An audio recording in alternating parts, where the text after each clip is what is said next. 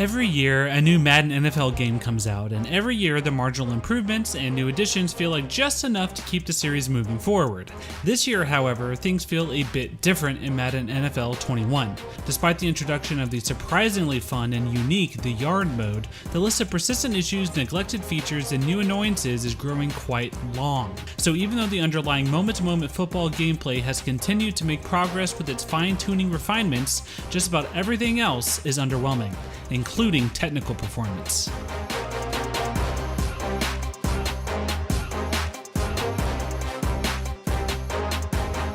It's easy to be dismissive of annual sports games by saying they look and play the same every year because to some degree that's true. As usual, when you're playing a game from the typical zoomed out camera perspective, Madden 21 looks fantastic. Stadiums are true to life, character models are extremely detailed, animations look smooth and responsive, and overall, it's got a sharp design that feels cutting edge. Once you get up close though, player faces are often stiff and awkward, and the fans in the bleachers still look like low poly cardboard cutouts. Similarly, the NFL pageantry around each game is still lacking. It's missing the vast majority of stat blocks and recap cutaways that you typically see during the actual NFL broadcast that Madden is striving to emulate. On a related note, the halftime show content is still basically non-existent. It's also been notably buggier than normal. Playing on PlayStation 4 Pro, performance issues have made things incredibly frustrating across the board. Frame rate drops have been common and severe enough to make me miss kicks, and miscellaneous issues like my opponent randomly mirroring my entire team or textures tearing across the screen weren't addressed in the first patch. When things are running smoothly on the field, moment-to-moment gameplay feels a tiny bit faster than last year with more precise animations for things like jukes and spins. As a ball carrier, using the right skill stick feels more dynamic and fluid for pulling off evasive moves, and overall blocking seems more realistic. Runners plant their feet well and make decisive cuts, so it all adds up to really satisfying goal line moments on both offense and defense. On the defensive side, pass rushing as a lineman is a much deeper experience than in previous Maddens thanks to the new ability system that helps navigate blocks. Also, on the defensive side of the ball, it's much harder now, as it should be, to play a linebacker. In Madden NFL 20, it seemed like every linebacker in the league could run down speedy receivers while making superhuman leaps into the air to intercept bullet passes out of nowhere. But now linebackers are thankfully toned down in effectiveness, with far fewer impossible seeming moments. Hey, get up, man. I want to watch some TV. You've been laying out here all morning. This year's version of the story-driven campaign mode is called Face of the Franchise Rise to Fame. It's a genuinely bad story built around paper-thin illusion that your actions and choices matter. You start all the way back in high school as the backup quarterback to local legend and rival Tommy Matthews. Performances feel phoned in, animations are poor, and some of the most crucial scenes are inexplicably devoid of all voice acting.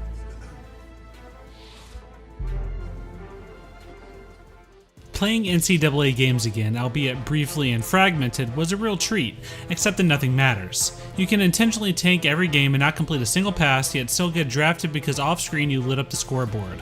The best thing about this mode though is that the story doesn't stop once you arrive in the NFL. Unlike last year, story moments continue to pop up over the years as you play through a sort of highlight reel of your career. It's a good format that kept me coming back for more, even if the writing is extremely clunky and Matthews is all but non-existent after you reach the NFL.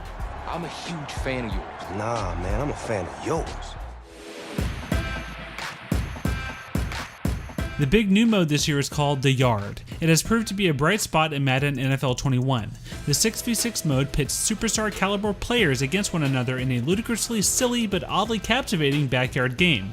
There are no quarters or time limits here, and the field is only 80 yards long. Each side gets 3 offensive possessions starting at their 20-yard line with a 1st and 20.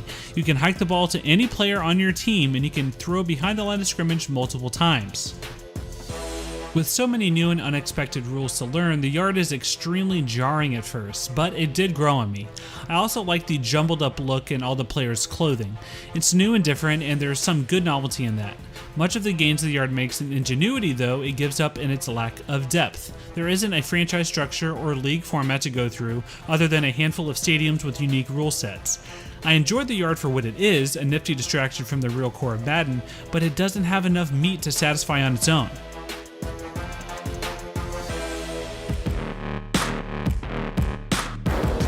Not much is new this year in Madden Ultimate Team, meaning you'll see advertisements for the mode and loading screens and feel pressure to try it constantly. If you're not familiar, the gist is that you open random packs of sports cards that each represent NFL players of today and yesteryear. These cards make up your team, like a living, breathing fantasy squad. The premise at the core of MUT is cool enough, but it's just so riddled with pay-to-win microtransactions that it's hard to enjoy.